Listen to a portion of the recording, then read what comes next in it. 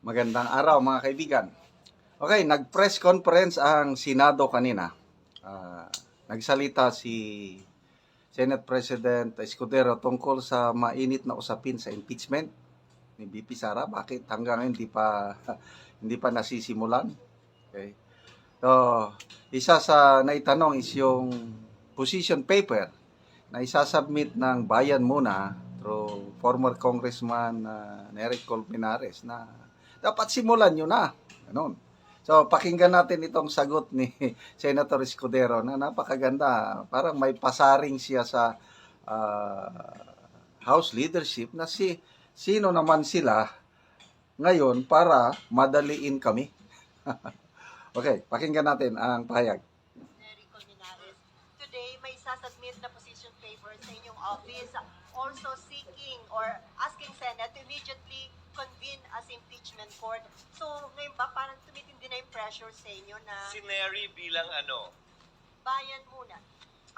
Position paper ng bayan muna, sir. Well, tatanggapin namin yon. I-refer ko yun sa Committee on Rules at sa legal team ng Senado para gumawa ng karampatang sagot at matimbang yung kanyang mungkahi. Pero may balik na tanong ako kay Congressman Nery. Ang nakalagay sa rules ng Senate shall proceed with trial forthwith. Diba? Next po from Ang nakalagay sa rules ng House shall be immediately referred to the Speaker. Ginagamit yung salitang immediately, ha? Pero 2 buwang inupuan yan ng mga congressman. 2 buwang inupuan yan ng mga complainant ngayon sa Senado. Kung ang interpretasyon nila ng immediately, yung salitang immediately talaga nandun, ha? Ay lumampas pa ng 2 buwan dahil hanggang ngayon di pa nila nire-refer. Sa katunayan, yung 3 impeachment complaint na bahagi ang bayan muna na nag-file ay in-archive na lamang at hindi pa rin nire-refer. Sino naman sila ngayon para madaliin kami samantalang sila naman ay tila hindi nagmamadali? Kaugnay sa kanilang reklamo mismo. Dagdag pa, gaya ng sinabi ko, hindi namin pwedeng ma-refer na yan at ma-convene yung court nang walang sesyon ng Senado. Pero i-refer namin yun sa aming mga legal teams para makonsidera yung kanilang mga suggestion. So, yun. Napakalinaw. May kanya-kanyang rules ang Kamara at Senado. Doon pala sa Kamara is shall be referred immediately to the office of the Speaker of the House. Yung 3 naunang impeachment complaint.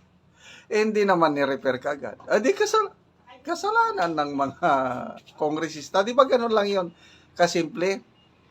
Hindi nga nila inaksyonan yung 3 eh. Naka-aparador na archive. Bigla yung pang-4. Yun ang ipinasa.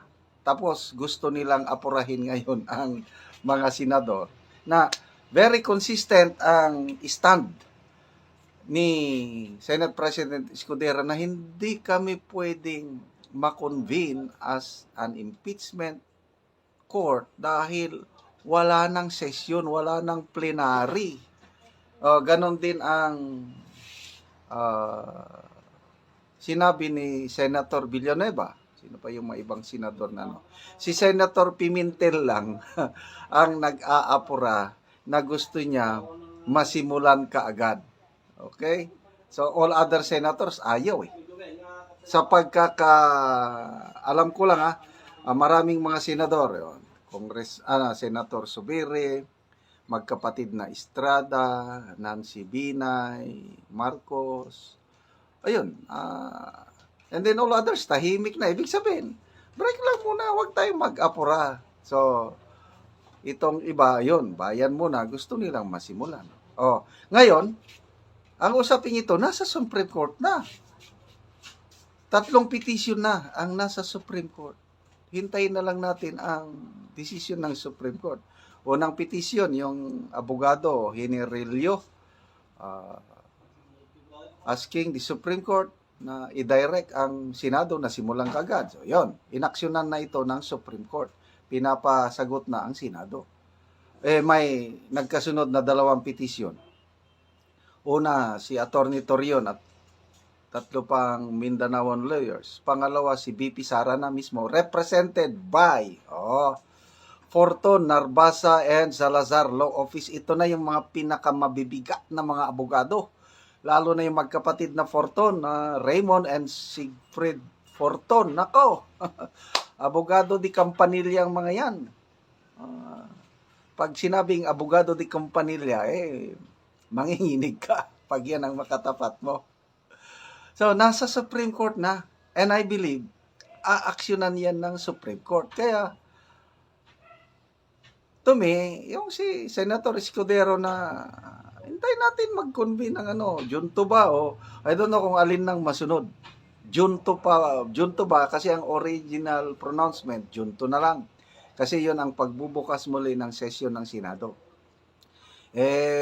Dinagdagan lately na sa after SONA na lang, July 21 ba yun on 22. So, medyo matagal-tagal pa. Medyo, I don't know, itong iba, na gusto na nilang apurahin ang impeachment trial. So, again, kung ako ang inyong tatanungin, my personal opinion, kung anytime na masimulan ang trial, no worries. Kasi kayang-kayang depensahan ni BP Sara with her battery of lawyers. Malulusutan niya ito.